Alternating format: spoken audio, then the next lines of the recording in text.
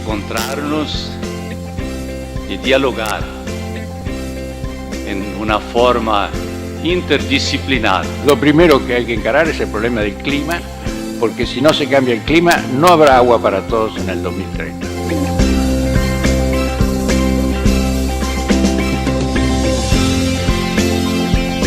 Discutir, opinar, construir el derecho humano al agua es entender que estamos hablando del futuro.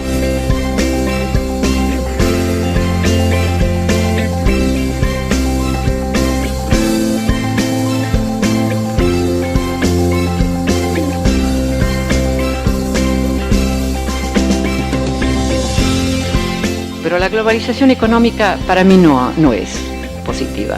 Ha sido muy extractiva.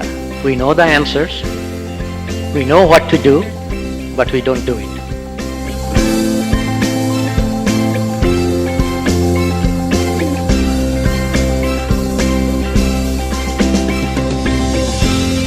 De nada vale que estemos aquí compartiendo discursos declamativos si no enfrentamos el problema concreto del derecho humano al agua con nuestra inteligencia, nuestras ideas, pero también poniendo el pecho. Poor water supplies or lack of access to safe, reliable water results in women and girls spending hundreds of hours a week fetching or securing precious water for their homes.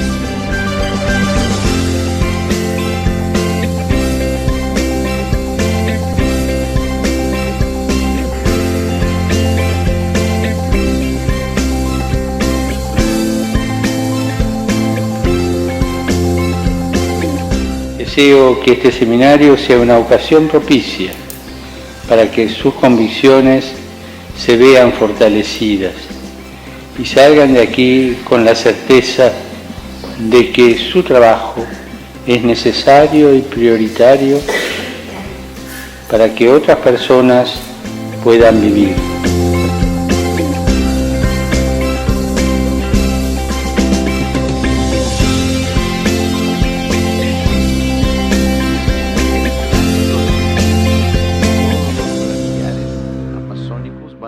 Derretidos. Esto va a representar un enorme impacto para los campesinos que viven en esta región. Y una de estas áreas es la naciente del río Amazonas, que está en Perú, cerca de Arequipa, en Chivay. Yo creo que sería muy lindo si tuviéramos un apoyo espiritual y político de todos para que el gobierno de Perú transforme esto en un parque nacional con los campesinos ahí. Y parece que el Papa se va ahí a Perú este año. Si esto ocurre, sería muy lindo que el Papa fuera uno de los empujadores de esto. El otro tema es sobre la gobernanza que ha hablado Jorge y otros.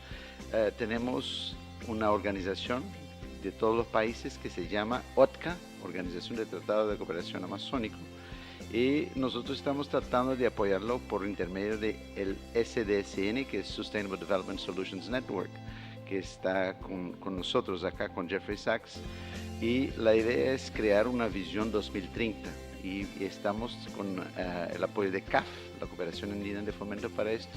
Entonces quisiera también dejar como una invitación a ustedes para que podamos trabajar juntos, quizá con la cátedra, en la construcción de una visión entre los países para la Amazonía 2030.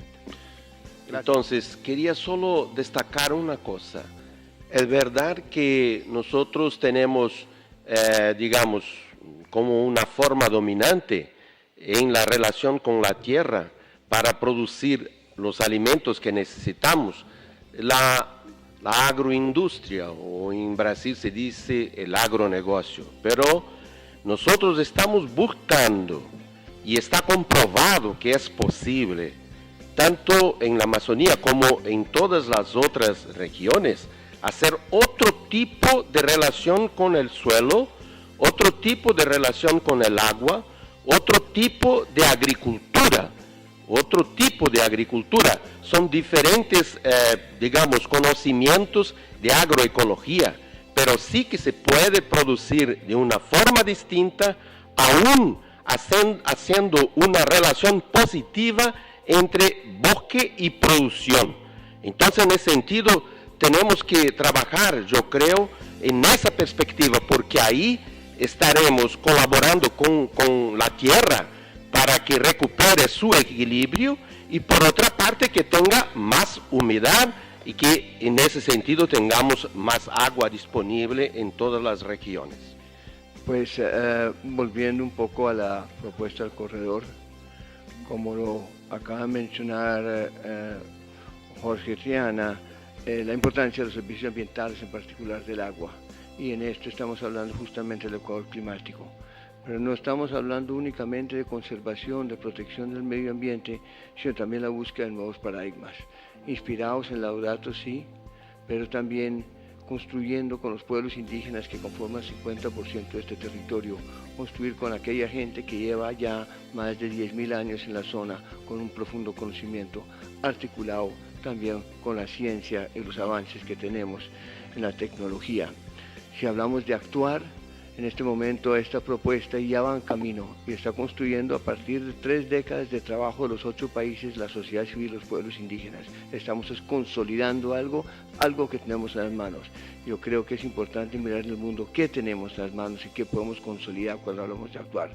Hay mucho, particularmente dentro del marco de los objetivos de desarrollo sostenible, que nos da una nueva visión de trabajar de manera integrada. Gracias. Yo quería resaltar algunos elementos fundamentalmente de la Laudato Si. Yo creo que cuando hablamos ayer de la Amazonía, también tenemos presente la cuenca del Congo en el África, donde está siendo devastada.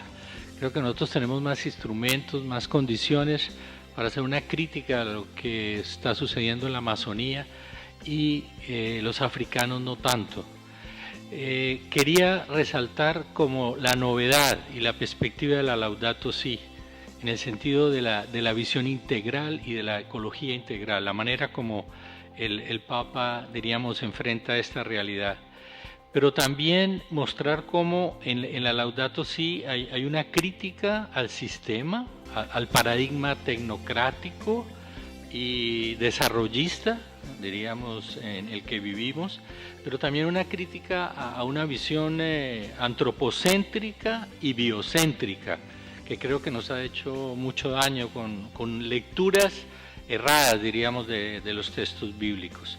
Pero sobre todo recalcar el tema de la conversión ecológica. O sea, el Papa creo que nos está llamando a una conversión, a una profunda transformación desde cada uno de nosotros, desde nuestra sociedad, donde a la base de todo esto está una nueva ética, una concepción ética y una espiritualidad. Y yo siento que cuando entendemos la espiritualidad como lo que da sentido, diríamos, a nuestra vida, hay un llamado muy importante que pasa también por un diálogo muy fructífero, como el que estamos realizando en este espacio. Mil gracias. Me toca moderar un panel sobre Amazonia. Van a exponer rápidamente el cardenal Claudio Humes, bueno, no hace falta que lo presente porque ya ha sido presentado varias veces hoy. Alfredo Ferro, coordinador del proyecto panamazónico de la CEPAL, con sede en Leticia, Amazonia colombiana. Martín von Hildenbrand, difícil de pronunciar, etnólogo y antropólogo, activista y defensor de los derechos de los indígenas y fundador y director de la ONG Gaia Amazonas. Virgilio Viana, doctor en biología evolutiva en Harvard y director general de Amazonia Sustentable. Bueno, seguidamente paso la palabra al cardenal Claudio Humes. La Amazonía es un territorio que es conocido por todos y es fundamental también en este momento de la crisis climática, ecológica que el mundo pasa. La agua cuida de la floresta y la floresta cuida del agua. Y esos dos producen la biodiversidad. Pero tudo isso agora está muito ameaçado, em grande risco, corre um grande risco. Y aquí que entra la cuestión del clima y la cuestión ecológica. Pero no basta cuidar del clima, tener un buen clima, si nosotros degradamos el jardín. ¿Y por qué hay una crisis climática? Fundamentalmente los científicos lo dicen, todos sabemos, apenas estoy citando. Es la cuestión del uso de fósiles para producir energía, una vez cuando eles son queimados, la combustión de esos fósiles para producir energía produce un gas carbónico, el CO2, y ese gas carbónico hace esta capa que es el efecto invernadero. Entonces la necesidad de combater eso, de revertir ese proceso de la combustión de los grandes fósiles, que en primer lugar es el petróleo,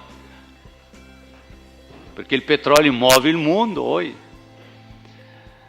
Entonces, ¿cómo revertir? Si hay corporaciones tremendamente fuertes que tienen todos sus intereses dentro del negocio del petróleo o dentro del negocio del carbón mineral y otros.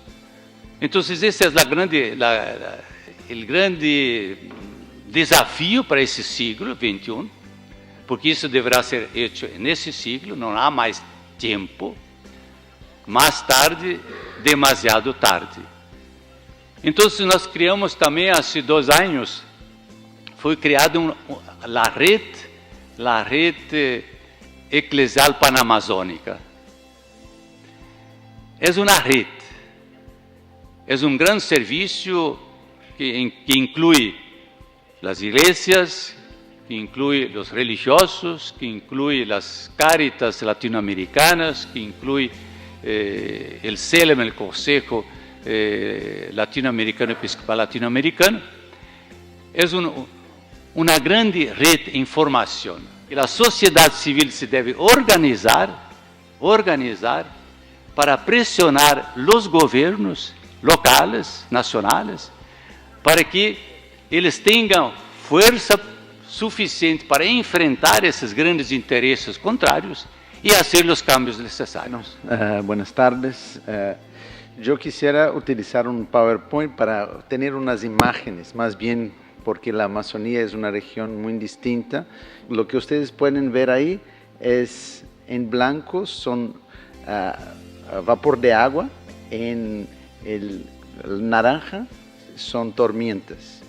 Si uno mira acá donde estamos nosotros en Europa, uno puede ver que la humedad circula en todo el planeta y tiene un papel muy importante, por tanto, para el régimen hidrológico de toda Sudamérica. Las comunidades de esta región amazónica son abandonadas por políticas públicas por 2 razones. Porque el costo de las políticas públicas es más alto y los votos son menos. Entonces los políticos locales no hacen escuelas, hacen muy poca salud y entonces hay un fenómeno increíble que es la urbanización. Más del 80% de la población de la Amazonía es urbana. La mayor parte de la gente de la Amazonía no tiene acceso a agua potable. Por ejemplo, las escuelas, el 75% de las escuelas públicas no tienen agua potable. Los incendios forestales se ponen cada vez más difíciles de controlar. Y esto es una contribución importante para el gas invernadero, como un promedio entre 12 y 20% en nivel global, la tala del bosque, el cambio del uso del suelo contribuye para los cambios climáticos. Que tenemos que hacer un cambio profundo en el paradigma de desarrollo. El desarrollo que tenemos en la Amazonía es basado en la idea que tenemos que sacar el bosque, porque el bosque es malo, y poner algo útil, que es agricultura. Y el otro tema es invertir en educación, que se ha hablado antes, es aquí un ejemplo de la fundación donde trabajo yo. Hicimos como 9 pequeñas universidades en el medio del bosque. Nuestro eslogan es: el bosque tiene que tener más valor en pie que talado. También tengo un PowerPoint, no sé si... Muy bien. Un poco quise titular esta ponencia el llamado a mirar el pasado en la Amazonía para construir el presente que ya es futuro. Y yo creo que ahí estoy reivindicando los pueblos indígenas, que tienen un papel fundamental aquí en la Amazonía. El río Amazonas, con más de 7.000 kilómetros y más de 1.100 afluentes principales, 25.000 kilómetros navegables, 20% del agua dulce no congelada del planeta, lo que ayuda a regular el equilibrio sistémico del planeta. Pero también un gran territorio con una gran diversidad en su población, está estimada en más o alrededor de unos 40 millones de habitantes, donde hay pueblos indígenas, pero muchos otros pueblos, 400 pueblos indígenas, más de 250 lenguas, 49 familias lingüísticas. Pero también vamos a ver que en este territorio,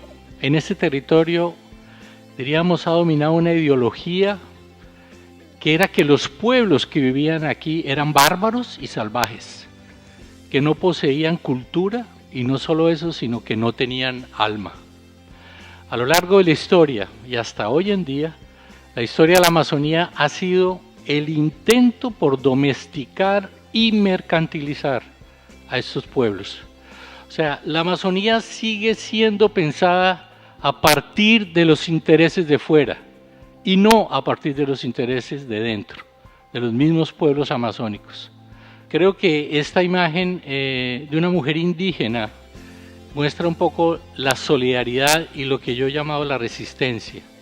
Al mismo tiempo que la Amazonía es un escenario de explotación, también es un escenario de innumerables luchas de resistencia. Las imágenes satelitales comprueban que en las áreas que son preservadas en la Amazonía son las tierras indígenas. Gracias. También les pediría, tengo un PowerPoint, por favor. Quiero agradecerles sobre todo a don Claudio, a Virgilio y a Alfredo, porque con su exposición realmente me dieron una base muy importante para poder yo también contribuir en este panel. Este primer mapa aquí del Amazonas, del bioma amazónico, quiero resaltarlo simplemente porque las partes verdes que ustedes están observando, la verde oscura, son áreas protegidas y lo amarillo son territorios indígenas ya reconocidos. En áreas protegidas verdes ya tenemos aproximadamente el 24% de la Amazonía cubierta y en amarillo los territorios indígenas están cubiertos en un 26%. Tenemos prácticamente un 50% bajo alguna figura de protección.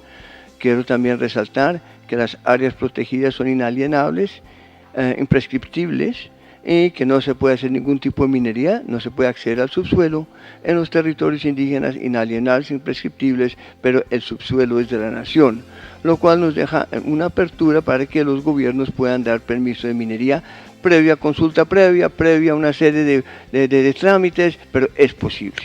Si damos un paso atrás, miramos que tenemos prácticamente cerrado un corredor que va desde los Andes hasta el Atlántico y podemos mantener la conectividad de los ecosistemas, que es fundamental. Que cuando hablamos con el gobierno les decimos, señores, esto no lo estamos sacando ni los ambientalistas, ni la iglesia, ni otro, esto lo hicieron ustedes. Cada uno de estos territorios lo reconoció el gobierno en los últimos 30 años. Estos están fuera del mercado y ya no se puede ni vender ni privatizar. Este corredor de 200 millones de hectáreas es lo que se está promoviendo. ¿Cómo lo pensamos hacer? Si miramos por bloques, estos son los países que están involucrados. Ya hemos hablado con todos y con los gobiernos y ahorita estamos por fin en la COP13 de biodiversidad de Brasil con el nuevo gobierno de Temer. Se sentaron en la mesa y propusieron hacer corredores ecológicos. Nos preguntaron qué propuesta tenemos. Le hicimos esta y estamos discutiendo con ellos ahora esta propuesta. Estamos construyendo entre todos este corredor que lo vemos perfectamente viable y queremos la voluntad, y estamos buscando la voluntad política porque la de los indígenas y la sociedad civil ya existe. Tenemos ahí, aún en las investigaciones, algunas afirmaciones importantes. Por ejemplo, una de las cosas es que no es suficiente decir no a los combustibles fósiles. Es necesario afirmar las otras fuentes de energía. Entonces, particularmente para nosotros en Brasil, que tenemos sol para producir energía para toda la humanidad, no podemos aceptar que continúe un país que depende aún de una explotación directa de fósiles. La cantidad de territorio deforestado de la Amazonía es equivalente a 3 veces todo el territorio del estado de São Paulo, de Brasil. Deforestación cero, nada más no es suficiente. Tenemos que recrear florestas, tenemos que recrear bosques en la Amazonía y en todas las regiones que sea posible, en todos los espacios que sea posible. En Brasilia, la capital federal, que por primera vez en una ciudad que tiene solo 50 y pocos años, y estamos limitando el uso de agua para toda la población, aún para los ricos de la administración federal. Es un racionamiento de agua porque no tenemos más agua. Son 2 años seguidos que en el periodo de lluvias tenemos menos de la mitad de las lluvias tradicionales, digamos, de esta región. Si queremos encontrar equilibrio en eso de las relaciones que garanticen el agua, tenemos que pensar tanto en los biomas, cuidar de los biomas y de la humedad que ahí es posible, y relacionar apoyando también las iniciativas que salven el bosque amazónico y quizás que recuperen más aún de lo que está destruido. Pues, ¿cuál es la iniciativa en esta región semiárida? Es una iniciativa popular, eso quería decir, no es una iniciativa de gobiernos, ni locales en la región, que son 9 estados, 9 provincias, ni a nivel nacional. Y hemos llegado a un proyecto de construir a partir de los techos de las casas muy simples de la gente, construir la posibilidad de guardar agua en los tiempos que hay lluvias. Entonces nosotros tenemos 2 estrategias ahí, que es guardar agua específicamente para beber y cocinar, entonces la salud, y ahí se tiene que tener cuidados muy específicos y toda una educación para eso. Y por otra parte tenemos un otro tipo de tanque, nosotros decimos cisterna, tanques de agua, que son para la producción básica de la vida. Y aquí 2 observaciones. El proyecto tiene una meta que es 1 millón de cisternas caseras, decimos, o entonces pequeños tanques que guardan agua. Y queremos llegar por lo menos a 500 o más de estas otras cisternas de producción. Y 500.000. Y hemos llegado hasta el momento más o menos a la mitad de esta meta. Y yo creo que este siglo arranca con el Laudato Si. Este siglo arranca con un nuevo mandato ecológico y con un nuevo mandato del cuidado de la casa de todos. La casa de todos es la casa que tenemos que cuidar, es la casa que no la podemos hacer de a pedacitos. O sea, el modelo anterior había pobres y ricos, y había ciudades cuidadas y ciudades no cuidadas, y hoy ya no sirve de nada que en Alemania el 40% de la energía sea renovable. El 40% de la energía del mundo tiene que ser renovable, porque si no, la realidad es que el colapso viene por otro lado. El Amazonas para mí está ligado al derecho humano a la vida. Si descuidamos, y lo que nos mostraron allá realmente es impactante, tenemos que tomar acciones. No entiendo por qué los países de la cuenca amazónica no han puesto en sus constituciones la protección del Amazonas. Tenemos que ponerle a la función de los servicios ambientales un valor muy especial para que los que viven ahí tengan un sentido no solamente de vida, sino los que utilizamos eso y los recursos tengamos que pagar para que ellos puedan proteger. Aunque sea también por prevenir estos terribles variaciones en la estructura del mundo, y que también tenemos que proteger principalmente a la Amazonía. No tener en cuenta los efectos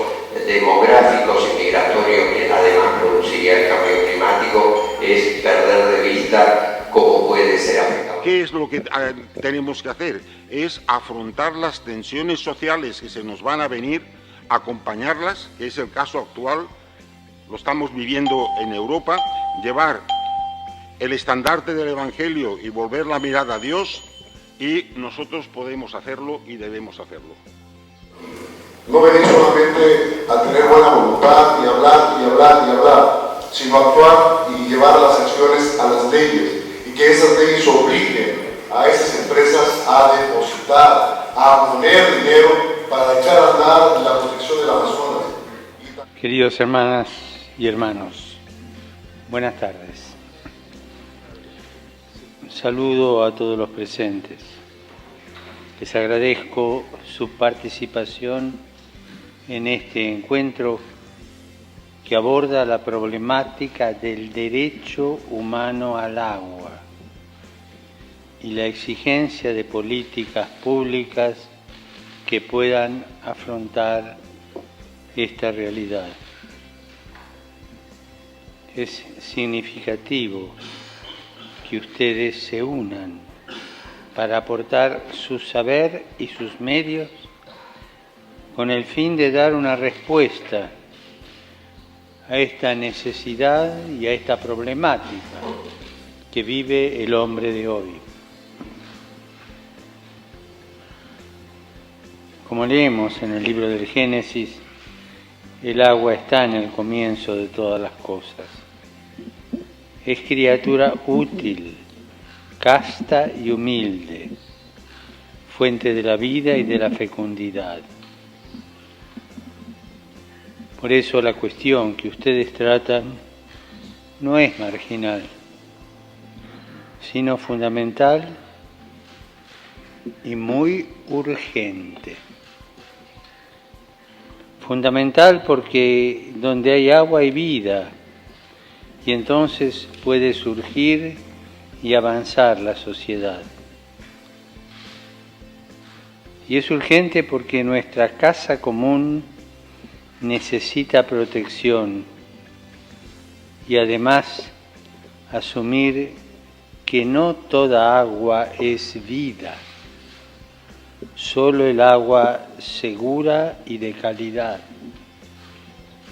Siguiendo con la figura de San Francisco, el agua que sirve con humildad, el agua casta, no contaminada. Toda persona tiene derecho al agua potable y segura. Es un derecho humano básico y una de las cuestiones nodales en el mundo actual. Es doloroso ver cuando en la legislación de un país o de un grupo de países no se considera al agua como un derecho humano. Más doloroso aún cuando se quita lo que estaba escrito allí y se niega este derecho humano. Es un problema que afecta a todos y hace que nuestra casa común sufra tanta miseria y clame por soluciones efectivas, realmente capaces de superar egoísmos que impiden la realización de este derecho vital para todos los seres humanos. Es necesario otorgar al agua la centralidad que merece en el marco de las políticas públicas. Nuestro derecho al agua es también un deber para con el agua. Del derecho que tenemos a ella se desprende una obligación que va unida y no puede separarse. Es ineludible anunciar este derecho humano esencial y defenderlo como se hace, pero también actuar de forma concreta, asegurando un compromiso político y jurídico con el agua. En este sentido, cada Estado está llamado a concretar, también con instrumentos jurídicos, cuanto indicado por las resoluciones aprobadas por la Asamblea General de las Naciones Unidas desde el 2010 sobre el derecho humano al agua potable y el saneamiento. Por otra parte, cada actor no es estatal, tiene que cumplir sus responsabilidades hacia de este derecho. El derecho al agua es determinante para la sobrevivencia de las personas y decide el futuro de la humanidad. Es prioritario también educar a las próximas generaciones sobre la gravedad de esta realidad. La formación de la conciencia es una tarea ardua, precisa convicción y entrega. Yo me pregunto si en medio de esta tercera guerra mundial a pedacitos que estamos viviendo, no estamos en camino hacia la gran guerra mundial por el agua.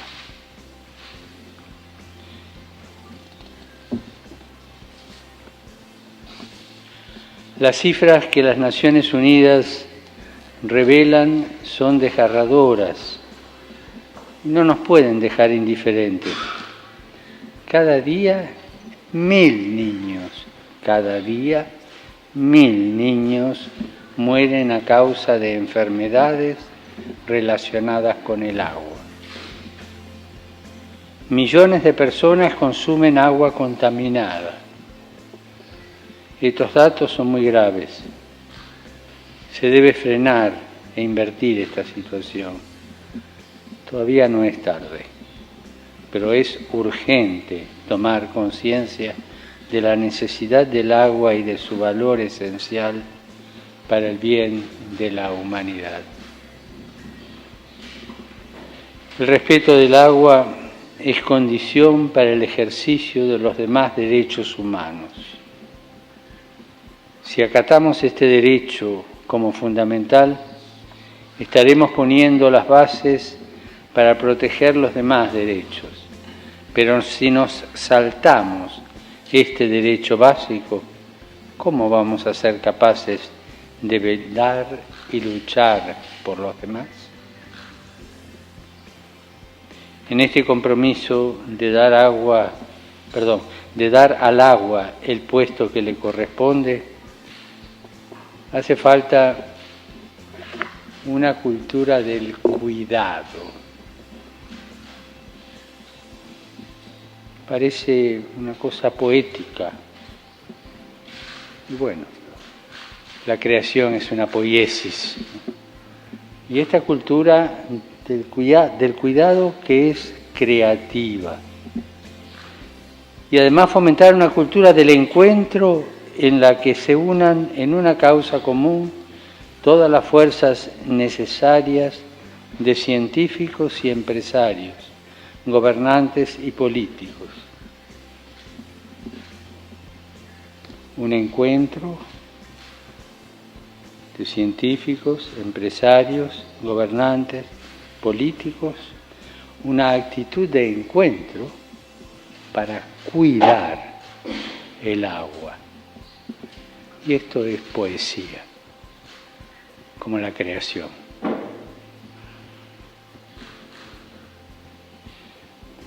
Es preciso unir todas nuestras voces en una misma causa. Ya no serán voces individuales o aisladas, sino el grito del hermano que clama a través nuestro. Es el grito de la tierra, que pide el respeto y el compartir responsablemente de un bien que es bien de todos. En esta cultura del encuentro es imprescindible la acción de cada Estado como garante del acceso universal al agua segura y de calidad.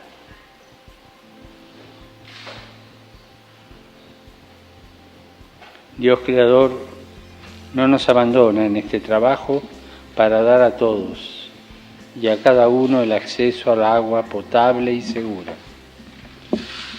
Pero el trabajo es nuestro, la responsabilidad es nuestra. Deseo que este seminario sea una ocasión propicia para que sus convicciones se vean fortalecidas y salgan de aquí con la certeza de que su trabajo es necesario y prioritario para que otras personas puedan vivir. Es un ideal por el que merece la pena luchar y trabajar. Con nuestro poco estaremos contribuyendo a que nuestra casa común sea más habitable, más solidaria, más cuidada, donde nadie sea descartado ni excluido, sino que todos gocemos de los bienes para vivir y crecer en dignidad. Y no olvidemos los datos, las cifras de las Naciones Unidas. No olvidemos que cada día 1000 niños, cada día, mueren por enfermedades en relación con el agua. Muchas gracias.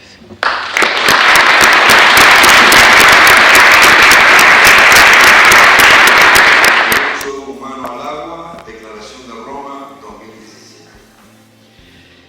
El Papa Francisco, en su encíclica Laudato Si, expone las principales limitaciones al derecho humano al agua, incluyendo la falta de acceso al agua potable y al saneamiento, y las inequidades persistentes respecto de la disponibilidad y calidad del recurso. La crisis socioambiental que enfrentamos se deriva de una acción humana irresponsable con el ambiente que ha tenido como consecuencia la multiplicación de situaciones de injusticia socioambiental, el aumento de la desigualdad y de la pobreza, y la falta de una alimentación adecuada. Cada vez más en todo el mundo, los problemas de acceso al agua segura y la contaminación de las fuentes afectan gravemente la calidad de vida de las personas, y en particular de las mujeres, de los más pobres y de las poblaciones más vulnerables. El cambio climático, al igual que la escasez del agua, es una consecuencia de la acción humana. Muchas culturas, sociedades y religiones del mundo reconocen al agua como principio espiritual y material de la vida y como lugar de encuentro. Reconocen también que en el universo todo está conectado y que el cuidado de los bienes comunes requiere de soluciones basadas en la cooperación, la solidaridad y la cultura del diálogo. Asegurar el derecho al agua segura es fundamental para el ejercicio de otros derechos, como el de la alimentación, la salud y el bienestar. Los derechos humanos proporcionan una base normativa y constituyen una fuente de autoridad y legitimidad para hacer efectivo el acceso universal y equitativo a este recurso. El derecho al agua potable y al saneamiento presente en pactos, instrumentos y declaraciones internacionales es indispensable para el desarrollo de la vida humana.